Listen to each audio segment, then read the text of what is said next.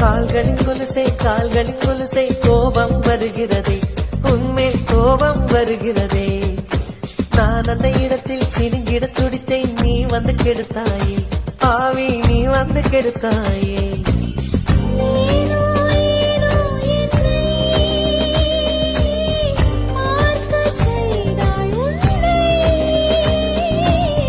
நான் உன்னை காணத்தானா யுகந்தோறும் காத்து கிடந்தேனா.